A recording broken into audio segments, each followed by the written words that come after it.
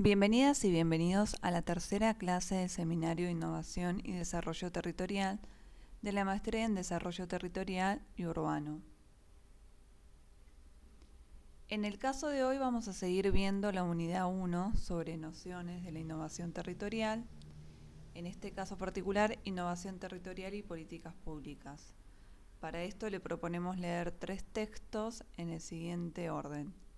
Brigitte Lamy, Sociología Urbana o Sociología del Urbano. Carlos Rodríguez Benítez, Estrategias Territoriales de Innovación y Transferencia Tecnológica. Y por último, el texto de José Ignacio Díez, Estrategias de Gobernanza e Innovación Socioinstitucional para el Desarrollo Territorial, análisis del caso Coprodesú en Argentina.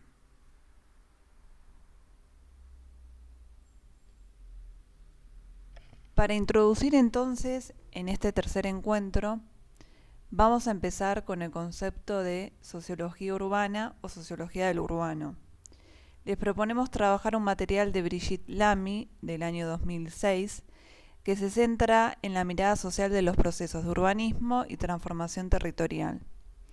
Vamos a encontrar un conjunto de reflexiones sobre las interrelaciones sociales en las ciudades modernas. Desde un enfoque sociológico, la autora discute las diferentes escuelas que piensan la génesis de las ciudades urbanas, contrastando con una visión de empirismo histórico. En tal sentido, sus explicaciones sobre los espacios urbanos enriquecen una comprensión estructural sobre una mirada dinámica acerca de los lugares, actores, intereses económicos y procesos de cambios. El discernimiento de las ciudades como fenómenos sociales y complejos, en lugares de definiciones estáticas, es una primera aproximación intuitiva para favorecer el estudio despojado de lecturas determinísticas. Arranca con una pregunta del sociólogo Manuel Castells. ¿Aún existe una sociología urbana?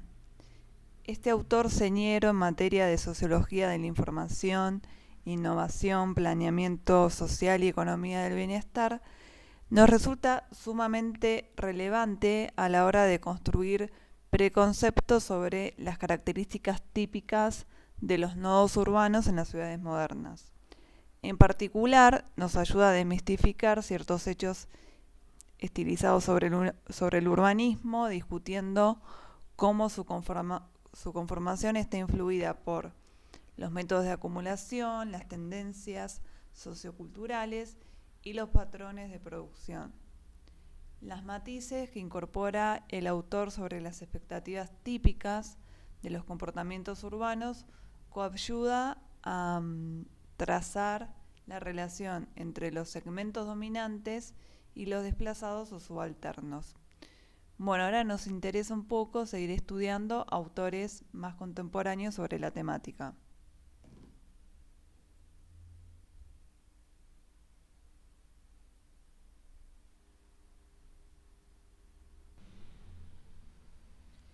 La ciudad está estrechamente relacionada con la civilización. Las ciudades han estado presentes desde los inicios de las civilizaciones y no han dejado de desarrollarse, pues han concentrado una parte cada vez más importante de la población, de la actividad económica, del prestigio y del poder en todas sus formas, para llegar a ser hoy en día la expresión misma de nuestras sociedades, de sus potencialidades y de sus límites. También tenemos que hablar, de este concepto de revolución urbana. Las ciudades son el entorno donde se dan las transformaciones sociales. La urbanización tiende a afectar el conjunto de las actividades sociales, de las poblaciones y de los espacios. Es un fenómeno en vías de generalización que afecta las condiciones y formas de vida, las mentalidades, es decir, las subjetividades, y hasta las comunidades rurales. La ciudad está en todas partes, si no es en su materialidad, por lo menos como un hecho social. La sociología urbana se centra sobre lo propiamente urbano de los diversos aspectos de la vida social.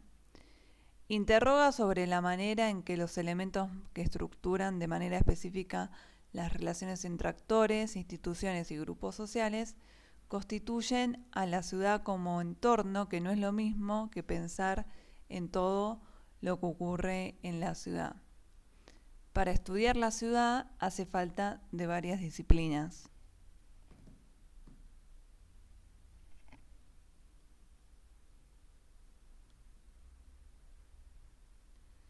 Varios autores han hecho aportes al estudio de la ciudad desde una perspectiva social. En nuestro caso vamos a destacar solo a tres. George Simmel, estamos en presencia de una verdadera sociología urbana en la medida en que se trata de lograr la comprensión de un segmento de la vida social, la que se lleva a cabo en las grandes ciudades.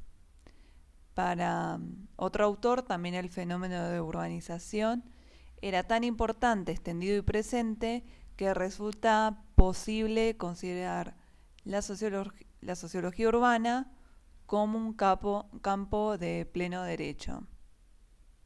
Más tarde, Raymond Ledrout contribuyó en forma también notable a enriquecer los estudios sobre la ciudad. Su reflexión sobre el espacio social considerado como organización es uno de los elementos más importantes de su obra. La diferenciación en el espacio social urbano lo hacen efectivamente los barrios, los vecindarios delimitados cotidianamente.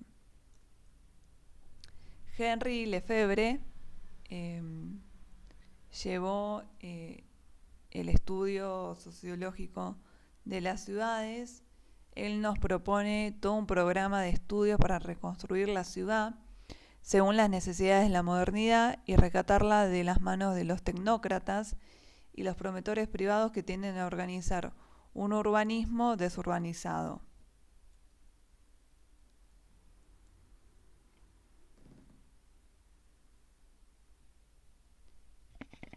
Vamos a estar viendo dos escuelas de estudio de la sociología del urbano. La primera, la Escuela de Chicago, que hace referencia a la Universidad de Chicago, analiza el caso de esta ciudad norteamericana para el periodo de 1915 a 1949. Su impronta es que utilizan ciertas nociones para dar cuenta de situaciones que consideran naturales, pero sin tener en cuenta el contexto político o conflictivo de las cuestiones. Su analogía con el mundo natural los autorizó a considerar que las ciudades estaban en una evolución continua y de la misma manera la distribución de la población correspondía a reglas naturales, de ahí que todas las ciudades deberían seguir la misma evolución por ser algo considerado natural. Los marxistas, en cambio, ven en la ciudad una consecuencia del sistema económico sin tomar en cuenta los elementos ecológicos ni a la ciudadanía. Su análisis es más político que científico y ponen énfasis en el sistema de producción capitalista. Hablan de un espacio producido y espacio habitado, hacen del urbano una dependencia sin autonomía de un sistema económico como es el sistema capitalista. Para Henri Lefebvre, uno de los exponentes de esta escuela de pensamiento, la noción de producción da cuenta de procesos, prácticas sociales, relaciones a veces conflictivas entre grupos, representaciones en la organización social y espacial. Henri Lefebvre y los neomarxistas abren una brecha al ubicar la ciudad y lo urbano en el corazón de las sociedades contemporáneas y observar una doble especificidad social y espacial, en los conflictos, en las representaciones, en las prácticas, etc. El espacio social es un producto social. La sociología del urbano se da la tarea de describir las ciudades en movimiento como espacios producidos, como resultado de las múltiples prácticas de poblaciones diversas que van construyendo cada día una urbanidad común. Pretende entender mejor las relaciones entre la sociedad y sus espacios actualizar el significado que se confiere a estos espacios tomando en cuenta la sociedad actual, sus valores y sus perspectivas. Los temas y las reflexiones al respecto privilegian la asociación entre lo espacial y lo social. Encontramos así 5 grandes rubros de estudio: la centralidad, la segregación, la territorialidad, la urbanidad y el espacio público. En cuanto a los métodos, la investigación urbana tiene 2 movimientos. El primer movimiento se relaciona con la evolución del objeto de estudio, el espacio urbano. La ciudad está en plena mutación, lo cual es fuente de nuevos problemas. Aunque la reflexión sobre la ciudad no es muy reciente, fue renovada en los últimos años por razones sociopolíticas y pragmáticas. El segundo movimiento trata de la emergencia de nuevas perspectivas teóricas. Después de los grandes paradigmas unificadores que impulsaron el desarrollo de las ciencias sociales, desde los años 80 hemos advertido la emergencia de una nueva configuración intelectual que ha renovado la forma de cuestionamiento de la ciudad moderna. Este cambio de perspectivas de las ciencias sociales puede resumirse en 3 puntos. La importancia que se le confiere al contexto, la idea de la ciudadanía, de que la ciudadanía dispone de competencia y conocimientos, y que el apoderamiento de las cuestiones de espacio a partir del punto de vista de los habitantes.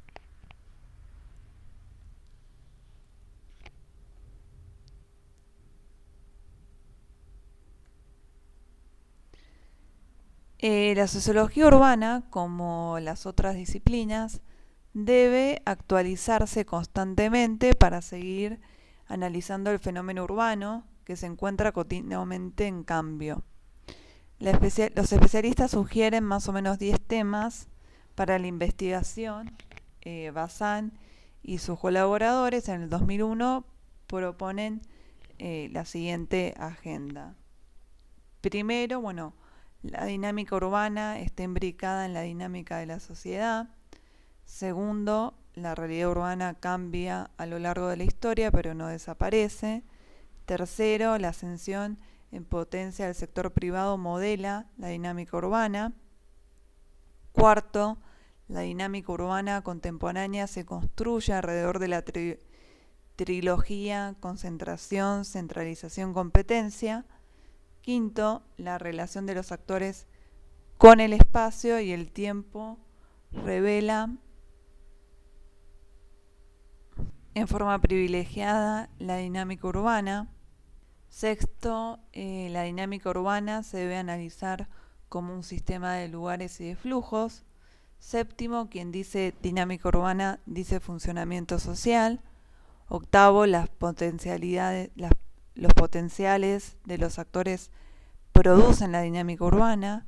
Noveno, la dinámica urbana debe ser estudiada con diferentes grados de profundidad dentro del análisis sociológico. Y por último, la dinámica urbana debe ser objeto de un análisis sociológico micro y macro. Este punteo de la nueva agenda se lo dejamos a que cada uno lo lea con atención, así podemos pasar al siguiente texto, que es sobre Rodríguez Benítez y el caso puntual del país de Cuba. Ahora vamos a estar viendo el texto de Estrategias Territoriales de Innovación y Transferencia de Tecnología. Es un texto del 2007, porque seguimos más o menos en la misma época que el texto anterior, que es del 2006. Y un poco acá lo que vamos a hablar es sobre los sistemas territoriales de innovación que se han diseñado para permitir la adaptación de los territorios a nuevas situaciones tecnológicas y facilitar además su dinamismo e incrementar la competitividad mediante la interacción de agentes, recursos, infraestructuras. A partir de estudios realizados se ha determinado que en nuestro territorio existen algunos factores que inciden negativamente en el desarrollo de los procesos de innovación. En este trabajo se expone una metodología para la implementación de una estrategia de innovación y transferencia de tecnología en la que se tenga una visión de innovación más integrada a lo largo de toda su cadena de valor, desde las instituciones donde se lleva a cabo investigaciones básicas hasta el mercado donde se contrasta la realidad del esfuerzo innovador con los resultados económicos y sociales a través de las empresas, que son las que llevan sus productos y servicios a competir en dicho mercado. Bueno, vamos a estar partiendo de una idea central, que es que la innovación y el cambio tecnológico son factores determinantes para el crecimiento económico y la competitividad. Bueno, otro cambio observado en los patrones de innovación actuales tiene que ver con la necesidad de trabajar en entornos cooperativos con un fuerte desarrollo de redes de intercambio. Lo podemos observar en el caso de la biotecnología, en el caso de Cuba, que como dije previamente este es un texto de un autor de ese país. La innovación determina cada vez más el crecimiento sostenido de las empresas. La competencia cada vez más fuerte determinada fundamentalmente por la globalización de los mercados, obliga a las empresas a innovar de modo más rápido y más eficiente. A su vez, la competencia genera un estilo más orientado hacia la demanda, obligando a integrar mejor los esfuerzos en investigación y desarrollo y la estrategia. También se hace más evidente la cuestión de que hay que invertir en la generación de conocimiento, cómo se van adaptando al cambio de los procesos de innovación las empresas, las instituciones científicas y los mismos gobiernos. Desde el centro, es decir, desde las grandes economías que disponen de inmensas capacidades de inversión y recursos humanos, los productos de alta tecnología y servicios de alto valor añadido típicamente innovadores, la inversión en intangibles relacionados con el capital humano, el cambio organizativo y la promoción de la innovación, entre otros, se convierte en aspectos claves del crecimiento económico. En cambio, en la periferia, en los países en vía de desarrollo, es vital crear las propias capacidades internas de capital humano y de perfeccionamiento de la investigación y el desarrollo como medio imprescindible para aprovechar de forma óptima el flujo de conocimiento y tecnología proveniente del centro. Bueno, las características más comunes de los patrones de innovación son: la innovación es cada vez más importante para las empresas que desean ver resultados concretos más rápidamente. La innovación se da cada vez más en escenarios de cooperación y trabajo en red. La importancia de la cooperación entre distintos sectores económicos, la investigación básica es vital, la creación de empresas innovadoras de base tecnológica es un factor creciente de relevancia y son muy ágiles en la canalización de la creatividad hacia la explotación comercial. El incremento de los servicios intensivos en conocimiento, como consultoría, formación especializada, etc. Y por último, el capital humano como factor de cambio de las pautas que determinan los procesos de innovación. Es evidente que los cambios de las últimas décadas en los procesos de innovación han afectado positivamente la competitividad y el crecimiento económico. El mismo hoy tiene un carácter global. Las fuentes de innovación se han diversificado notablemente en la medida que el conocimiento y las nuevas tecnologías se difunden y la competencia se generaliza. La cooperación, el trabajo en red y la apertura internacional, favorecidos por el desarrollo de las tecnologías de la información y comunicación, son también factores cruciales en el proceso de innovación actual. Bueno, un sistema territorial de innovación debe permitir la adaptación de los territorios a nuevas situaciones tecnológicas. Este facilitará además su dinamismo e incrementará la competitividad mediante la interacción de agentes, recursos e infraestructuras. ¿Cuáles son las condiciones necesarias para promover su desarrollo tanto en las empresas como en los territorios? Bueno, promover una cultura de la innovación, establecer marcos jurídicos, normativos y financieros a la innovación y, por último, articular adecuadamente la investigación con la innovación. El diseño de estrategias de innovación territoriales es de vital importancia para el logro de estos objetivos. Como ya hemos dicho, la innovación es un proceso complejo que abarca áreas educativas, financieras, fiscales y legislativas. Si analizamos algunas de las tendencias vistas hasta ahora, podemos destacar los siguientes puntos, como es la implementación de medidas selectivas para apoyar el desarrollo de la investigación, el desarrollo y la innovación. Recuerdan que utilizamos la fórmula I más D más I minúscula en ciertos tipos de empresas innovadoras de nueva creación y en sectores tecnológicos prioritarios.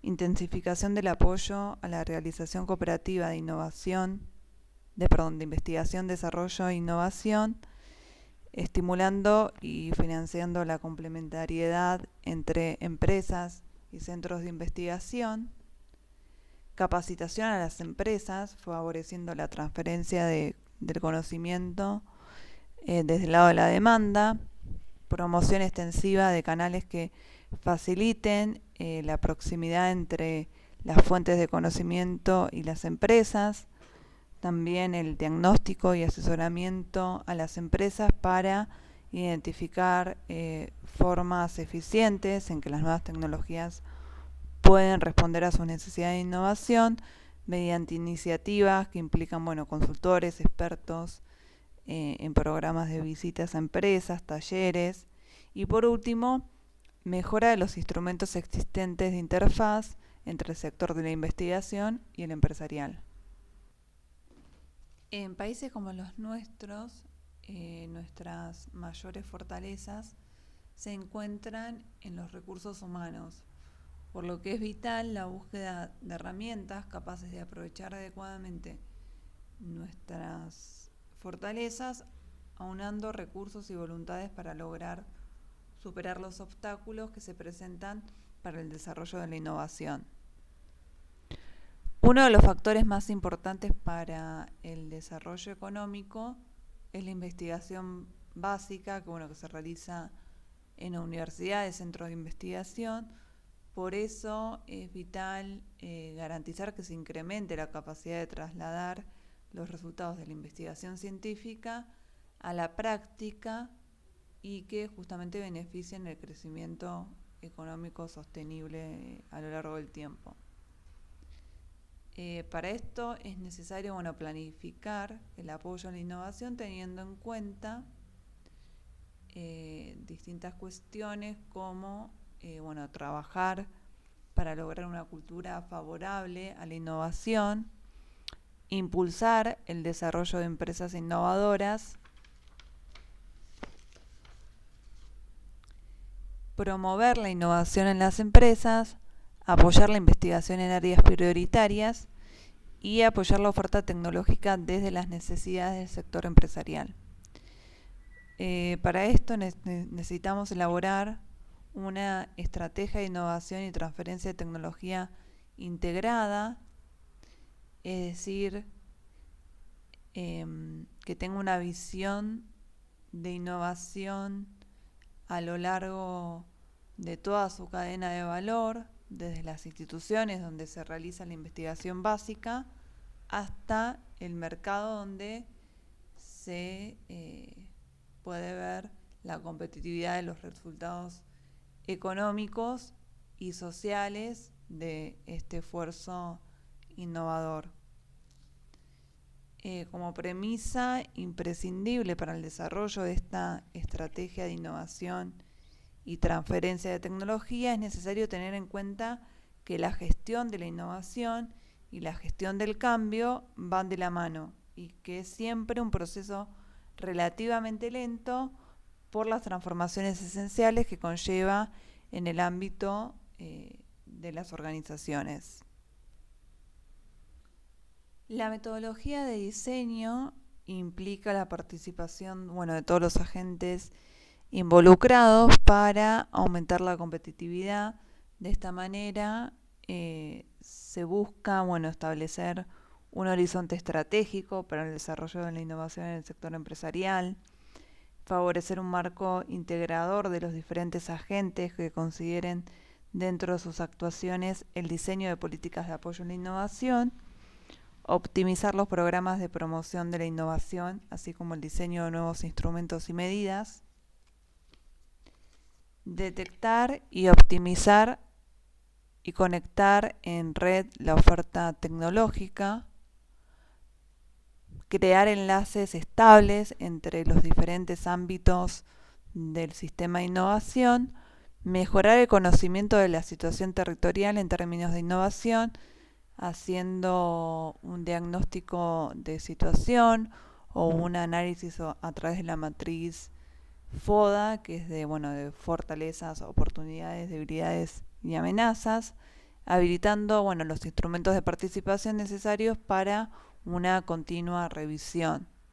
Y por último, abordar los pasos necesarios para promover decididamente una verdadera cultura de la innovación en el territorio. Para esto, se proponen 3 etapas básicas, que en general son las que se dan en cualquier diseño de una política pública, que es la etapa de diagnóstico, la de análisis y por último la de diseño en sí mismo, es decir, la definición de la estrategia territorial de innovación y transferencia de tecnología y establecimiento en función del resultado del proceso de la etapa anterior, de los objetivos, programas, medidas y recursos necesarios para el desarrollo de la misma.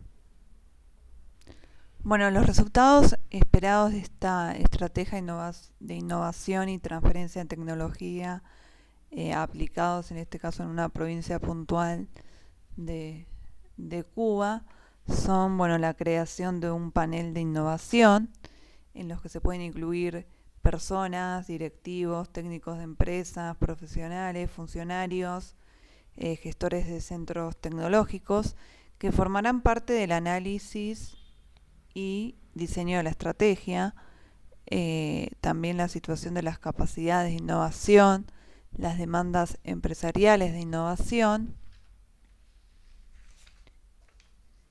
el entorno de innovación, la oferta de innovación, los factores de innovación tecnológica en sectores priorizados de la economía, los factores de innovación tecnológica en el sector ambiental, también un análisis comparativo de otras experiencias y prácticas internacionales y por último un documento guía para la estrategia territorial de innovación y transferencia de tecnología.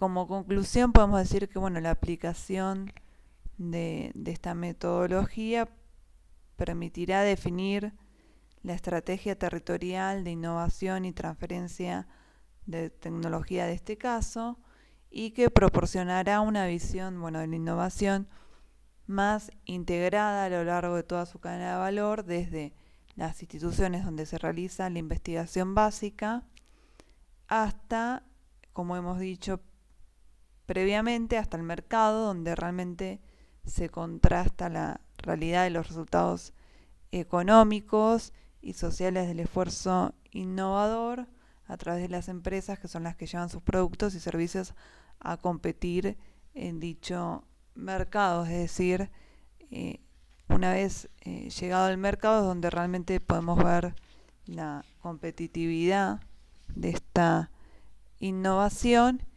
y un poco retomando lo que al comienzo es donde Justamente podemos afirmar que la innovación y el cambio tecnológico son factores determinantes del crecimiento y la competitividad. Bueno, por último vamos a estar viendo el texto Gobernanza para el Desarrollo Económico Local, el caso COPRODESU de José Ignacio Díez. Este es un texto del año 2011, así que nos estamos un poco acercando más a la coyuntura actual, y en este caso vamos a analizar un caso de la Argentina. En las últimas décadas, bueno, se ha producido en lo que tiene que ver con economía urbana y regional un creciente interés por el rol que tienen las instituciones y la acción colectiva en el desarrollo económico. Esta nueva perspectiva ha venido de la mano de la noción de lo que se conoce como gobernanza, palabra que viene de las ciencias políticas. El trabajo analiza un caso específico de gobernanza territorial, que es el Consejo para la Producción y Desarrollo de Coronel Suárez, COPRODESU, en Argentina, y a lo largo de esta investigación se describe su proceso de gestación, las políticas implementadas por la entidad y se identifican sus principales fortalezas y debilidades. Finalmente, se brinda un panorama general respecto al futuro como agente promotor del desarrollo económico. El contexto donde se plantea este trabajo tiene que ver con el concepto de gobierno abierto, que es cuando las decisiones públicas son el producto de la interacción y la dependencia mutua entre las instituciones políticas y la sociedad. También estamos hablando de un contexto de globalización, o también se puede entender como regionalización o internalización de la economía, la crisis del estado de bienestar, la mayor participación del sector privado en decisiones políticas, la nueva gestión pública. Esto generó cambios en el gobierno social, que implica diseñar nuevos esquemas organizacionales focalizados en la lógica de articular decisiones. Gobernanza, gobernación u gobierno en red es un fenómeno que se diferencia del gobierno tradicional, que se apoya en la facultad normativa del Estado y en su capacidad coercitiva a través de la fuerza. Según una de las definiciones, tiene que ver con la búsqueda de resolución de problemas de tipo y para políticos, en el sentido de problemas de búsqueda colectiva de objetivos, o realización de propósitos comunes en y a través de configuraciones específicas de instituciones y organizaciones. A nivel regional, este concepto adquirió fuerza, apareciendo en escena en diferentes configuraciones organizacionales de carácter público-privado que incentivan su consecución, y es lo que se denomina agencias de desarrollo, que ya un poco hemos visto. Se entiende a esta como una organización cuyas características son un arreglo institucional de carácter innovador, que tiene como meta promover e incentivar el crecimiento económico y la acumulación de capital en un territorio cualquiera, sea una localidad, una comarca o una región. Este trabajo pretende analizar un caso específico, que es la Agencia de Desarrollo, que se encuentra en la localidad de en el partido de Coronel Suárez, en el sudoeste de la provincia de Buenos Aires, Argentina. Esta organización se denomina COPRODESU, Consejo para la Producción y Desarrollo de Coronel Suárez, y presenta la particularidad de haber sido definida como un ejemplo de acción colectiva por autoridades nacionales y provinciales. Bueno, los interrogantes de la investigación son: ¿en qué contexto económico y social se crea el COPRODESU? ¿Cuáles son sus objetivos y esferas de actuación? ¿Cuáles son sus principales virtudes y defectos como organización especializada en la promoción del desarrollo económico? Y por último, ¿en qué medida el COPRODESU se encuentra en condiciones de incidir a futuro sobre la estructura económica del partido de Coronel Suárez?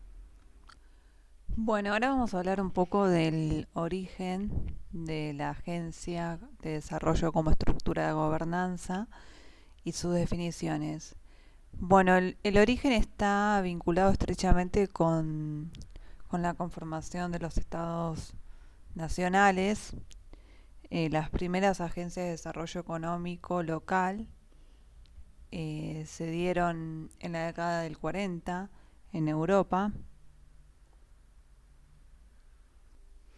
a raíz de la guerra y las distintas asimetrías regionales, y con un intento de amortiguar los conflictos sociales y optimizar el uso de los pocos recursos económicos, humanos y naturales existentes, se crean en las principales áreas afectadas distintas entidades mixtas cuyo fin fundamental era planificar el proceso de reestructuración de las economías locales. Luego del Plan Marshall y la recuperación, el instrumento de las agencias de desarrollo económico local entra en desuso hasta más o menos la década del 70, cuando ocurre la crisis de petróleo, más precisamente en 1973, donde se pone en vigencia nuevamente este instrumento como catalizadoras de alternativas de crecimiento para territorios en declive, y favoreciendo así el uso generalizado en el mundo desarrollado. Posteriormente, en el contexto de la globalización y como medidas paliativas de las políticas neoliberales, algunos organismos multinacionales como las Naciones Unidas y el Banco Mundial también fomentan este tipo de instrumento. Y bueno, ¿qué es una agencia de desarrollo económico local? Bueno, es una organización no lucrativa promovida por entidades públicas y privadas que tienen por objeto contribuir al desarrollo productivo, articulando y facilitando la utilización de instrumentos de apoyo a la competitividad de las empresas y dinamizando la creación de actividad productiva. También es importante tener en cuenta cuál es su misión, que es la de diseñar e implementar una estrategia de desarrollo específica, construir una agenda de la problemática territorial y buscar soluciones en un marco de compromiso y colaboración entre múltiples agentes. También cabe destacar que sean dentro del ámbito del derecho privado, también son un sujeto institucional, contractual y de carácter administrativo. En cuanto a las características del partido de Coronel Suárez, se crea el 10 de julio de 1882 mediante la ley número 1479, que es una serie de leyes que tratan de fundar una serie de partidos en el sudeste de la provincia de Buenos Aires. en ese momento lo que se buscaba era consolidar la expansión de la frontera agropecuaria y organizar adecuadamente el sistema ferroviario para garantizar la colocación de la producción regional en el puerto de Bahía Blanca. En 1983, un año después, ya se funda el pueblo de Coronel Suárez, que integraría uno de los nodos troncales de la línea férrea Buenos Aires Sur. El incremento en la remisión de productos agropecuarios y la recepción de insumos provenientes de la capital federal permitirían el desarrollo y la consolidación de una incipiente actividad comercial e industrial en la localidad. A esto se le suma los recursos que cuenta la zona, que posee tierras fértiles para la producción agrícola ganadera. Bueno, el partido de Coronel Suárez cuenta con una superficie de alrededor de 6.000 kilómetros cuadrados. Tiene una población de 38.320 habitantes, según los datos del INDEC del 2010, lo que implica un incremento de 4,05 frente a los datos del año 2001. Recordemos que en Argentina el año pasado se hizo un censo, todavía no tenemos los datos preliminares, así que esos son los últimos datos con los que contamos. Bueno, la localidad con más habitantes es la localidad cabecera, Coronel Suárez, con 22.624 habitantes.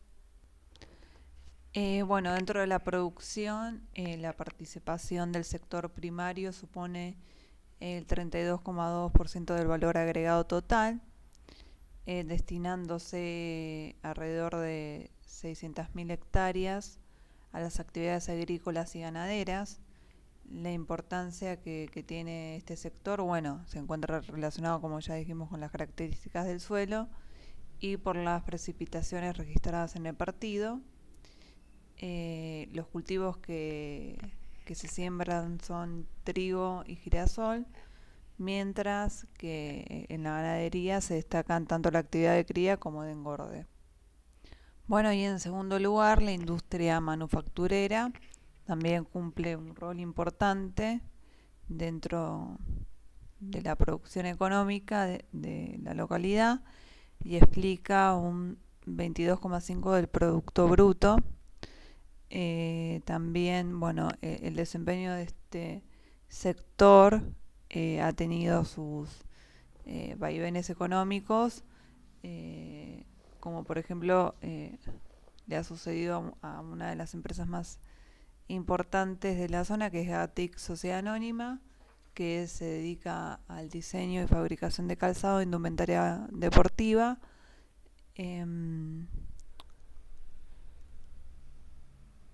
Al igual que otras localidades, Coronel Suárez cuenta con un parque industrial donde se encuentran radicadas un número significativo de empresas de menor dimensión que la anterior, pero dedicadas a diversas actividades productivas.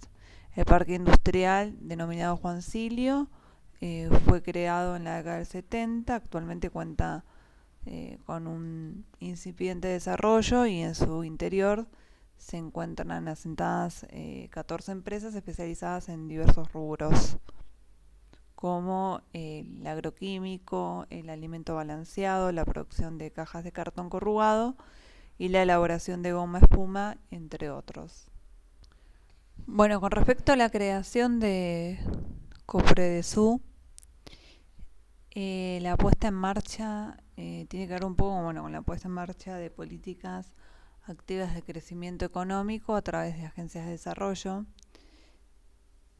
Luego de una serie de eventos negativos, como es la apertura indiscriminada de las importaciones de los rubros textiles y calzados y el tipo de cambio sobrevaluado promovido por las políticas de del entonces gobierno, más el efecto tequila, en una crisis internacional de México, produce el quiebre del principal banco regional radicado en la localidad cabecera, y ante esta situación creciente de desocupación y recesión prolongada, el 25 de junio de 1995, sectores del trabajo y la producción deciden convocar a una asamblea multisectorial para discutir posibles soluciones a las problemáticas económicas y sociales que aquejaban a la localidad. El 6 de agosto de ese mismo año se crea el Consejo para la Producción y el Desarrollo Coronel Suárez, COPREDESU, que es una organización no gubernamental conformada por entidades intermedias, la cual cuenta con el acompañamiento del Estado municipal y representantes legislativos locales. Cuenta con 5 áreas de trabajo. La primera es la política institucional, la segunda es la promoción empresaria, la promoción del empleo y capacitación laboral, la cooperación y la asociatividad, y las producciones no tradicionales. Les dejamos que ustedes vean por su cuenta las principales líneas de trabajo, y vamos a seguir con el siguiente apartado. Bueno, a partir de distintas entrevistas formuladas a miembros del equipo técnico de la organización, pudo elaborarse un diagnóstico de las principales virtudes y falencias que presenta la institución en su papel de promotora de desarrollo industrial, de desarrollo local, económico. Entre las fortalezas encontramos la estabilidad institucional, la credibilidad social, la capacidad para generar lazos con organismos y la capacidad para articular intereses dispersos. Entre las debilidades podemos encontrar la dependencia del financiamiento externo, la falta de información básica para tomar decisiones, las dificultades para la asistencia técnica y la falta de personal capacitado. Bueno, como conclusión podemos decir que en la escena territorial la idea de gobernanza ha asumido la forma de las denominadas agencias de desarrollo, organizaciones de carácter público o privado donde confluyen el gobierno local y actores de la producción y el trabajo. Podemos decir que el caso de COPREDESUR ha sido una de ellas. Su influencia en el entorno económico de la localidad ha demostrado ser significativa, abarcando diferentes esferas de incumbencia. Entre sus proyectos más relevantes puede mencionarse la edificación de un parque de producciones alternativas, el diseño de una red de centros de formación laboral y la elaboración de un plan estratégico productivo para el distrito. Entre las diversas cuestiones que pueden afectar su desempeño a futuro, podemos destacar la falta de recursos económicos y la ausencia de financiamiento propio, que solamente pueden realizar microintervenciones sobre la realidad que desean modificar. Esto supone el diseño de estrategias de pequeños pasos centradas en proyectos de baja envergadura que en muchas ocasiones no alcanzan los resultados deseados, generando un desgaste en la capacidad de trabajo del personal. Esta cuestión es muy importante para una economía local que se encuentra en creciente expansión, ya que las empresas locales necesitarán a futuro cada vez más asesoramiento en temas claves como normas de calidad, investigación y desarrollo, acceso a tecnologías, marcas o patentes. Otra de las cuestiones que pueden afectar a futuro es la imposibilidad de pagar sueldos competitivos. También, la falta de información básica para el diseño de políticas públicas constituyen otra debilidad importante que presenta esta organización. Este inconveniente pone en riesgo la viabilidad económica de los proyectos impulsados por la entidad, esencialmente por las limitaciones en la elaboración de los diagnósticos y en la capacidad de seguimiento de los diferentes programas. Habitualmente este fenómeno se traduce en un aumento en la tasa de mortalidad de los programas, es decir, que no puedan continuar. Finalmente, resulta también necesario remarcar que la entidad deberá trabajar seriamente en pos de corregir estas restricciones y busca mejorar y optimizar sus estrategias de intervención en la economía local. Solo a través de una actitud proactiva en este sentido logrará consolidar su accionar en el futuro próximo, manteniendo la posición de prestigio y credibilidad que ya tiene en la comunidad. Esto sería lo último por el día de hoy. Para la próxima clase ya vamos a estar empezando la segunda unidad, que es sobre sociedad y diseño territorial. Para esto vamos a estar trabajando 2 textos. Uno es de Francisco Alburquerque Lorenc, la evolución del desarrollo territorial, situación actual, crisis y perspectivas, de Barcelona, y el otro texto es Desarrollo Territorial, Innovación y Comunicación Rural hacia un enfoque integrado en apoyo a la agricultura familiar. Como siempre, cualquier duda nos las dejan en el foro y vamos a estar respondiendo a la brevedad. Saludos.